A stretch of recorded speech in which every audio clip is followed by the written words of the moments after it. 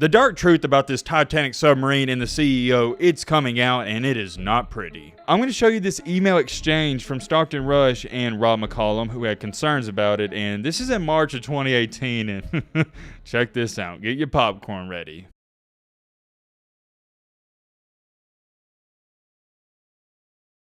You can try to run, but you can't hide. The truth will always, and let me repeat this, the truth will always come out, and that's exactly what's happening. I knew eventually the dark truth that they didn't want to tell us would eventually come out. I'm going to be real with you guys. I'm so excited to get into this video tonight. Kick back, relax, and enjoy a late night conspiracy theory Titanic submarine video with your boy Matt. The past couple of nights, you guys have shown the Titanic submarine videos that we have made so much love, and with all this new information coming out, we're gonna make another one. This may be the last one we make because I want to end it off with a bang. I don't know though. Let me know in the comment section if y'all want to see some more. I don't have time to waste. You don't have time to waste. I'm trying to get this video up late Friday night so you guys have time to enjoy it and watch it. I'm not giving you the backstory of what has happened and led us up until this point. If you're not caught up to date, number one, go watch the previous videos, and number two, you gotta be living under a rock. So at this moment in time Friday, the breaking news comes out that they knew this Titanic submarine imploded on Sunday. They have came out today on Friday and stated, oh yeah, the submarine, it imploded Sunday. Well, you want to know why I personally find that a little fishy and odd? Why didn't they tell anybody about it before? Why are we just now finding out about it on Friday and late Thursday night? Check out this comment on the previous video. Navy admitted that the sub imploded shortly after it lost communications. On Sunday, the Navy detected a sound of an acoustic sonar that was determined after analyzation to be the sounds of an implosion in the area submersible went missing. I said implosion area, I meant to say implosion in the area the submersible went missing. You get what I'm trying to say. Another comment right here, this was on a TikTok. This is freaking nuts. They knew of a sound consistent with an implosion and also lost contact, but then still pretending there was hope? Like, what? Hey man, I don't have a problem with them continuing to have hope and look for them. My problem is they didn't come out with this information until Thursday or Friday.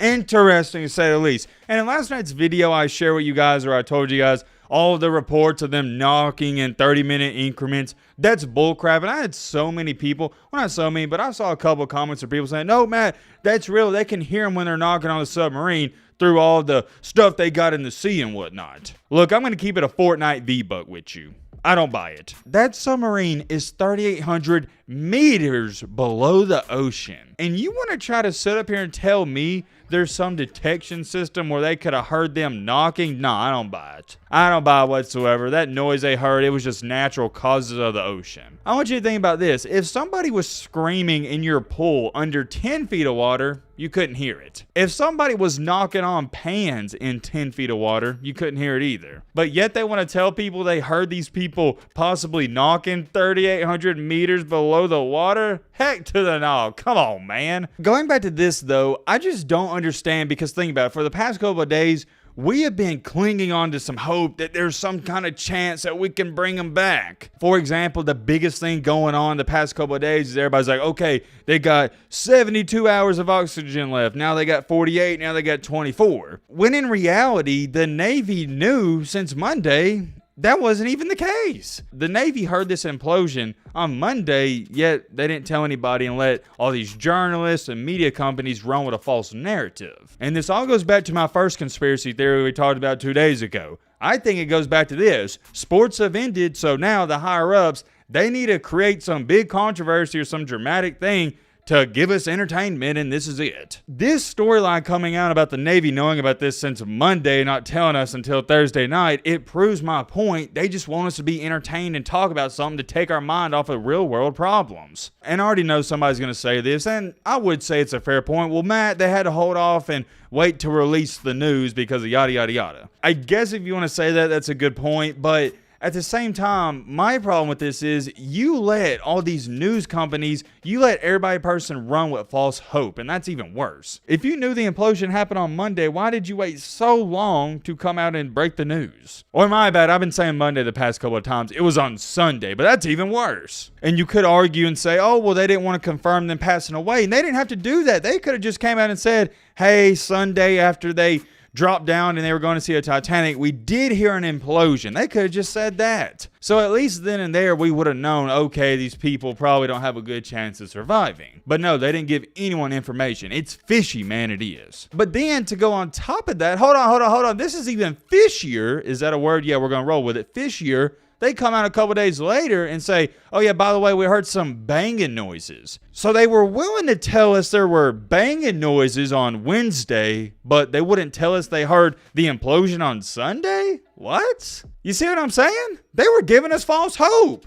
And what's even worse about all of this is the 19-year-old kid, if you didn't know, there was a 19-year-old that was on it. He didn't even want to go on it in the first place. He only went to make his dad happy. That breaks my heart, man. It really does. And that's all I know to say about it. With all that being said, though, and I know it was a lot, here's where things really, and I mean really, start to get interesting. The dark truth about this Titanic submarine and the CEO, it's coming out, and it is not pretty. OceanGate CEO Stockton Rush is said to have dismissed warnings from leading deep-sea exploration specialist Rob McCallum that he was potentially putting his clients at risk. Stockton Rush, yet again the CEO, a self-proclaimed innovator, said he is quote-unquote tired of industry players who try to use use the safety argument to stop innovation. So basically, in other terms, what he is saying is he doesn't like to be told what to do, and he hates how people play things safe. He's dangerous. He's the type of guy who feels like high risk, high reward. And yeah, there's nothing wrong with that, and I think in this life you gotta be a little risky, but doing what he did, it's a little too much. But hey, that's just my humble opinion. Maybe some of y'all disagree. I'm gonna show you this email exchange from Stockton Rush and Rob McCallum, who had concerns about it, and this is in March of 2018, and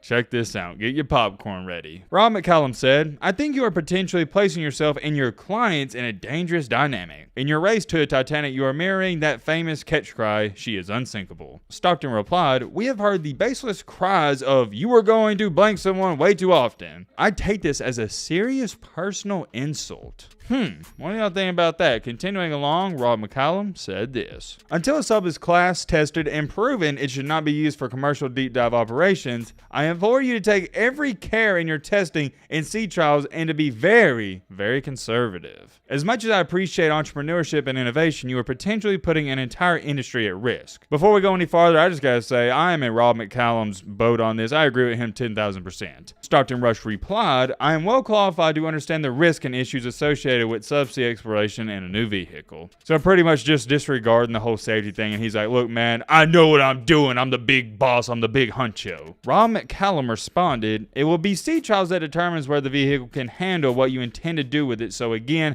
take care and keep safe. There's a lot more writing on this than the Titan and the Titanic. I like that last part because it is true. There was more writing on it than the Titan and Titanic. What he means by that is you're putting an industry at risk. Because now think about it. Nobody will ever even think about doing it. Well, my bad. Some people might. But people with a brain won't ever think about doing something like this because of what happened here. I found those emails to be rather intriguing. And yet again, those are from March 2018. And now here we are, fast forward in time, 2023. He was controlling the submarine with a $29 Logitech video game controller. I mean, heck, you couldn't even get the PS5 controller, man. You had to get some Logitech controller. What are we doing? And then also a bunch of the parts in there were makeshift campground equipment, and then there's like 2 levers, and the way he labeled them was almost like athletic tape, and he wrote over them with a pen or Sharpie. And okay, that's cool or whatever. I mean, you make what you got to do. But my problem with this is he was charging $250K. This was not a $250,000 experience. For $250K,